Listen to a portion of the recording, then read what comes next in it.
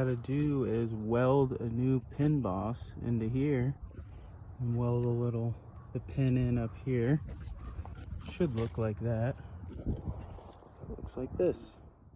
So I wasn't able to get a ton of recording, or if any recording, of me repairing this. It's on its side now, and you could see the pin boss with the two 7018 welds on it. The biggest pain in the ass was getting the pin in there. Welding it up was easy.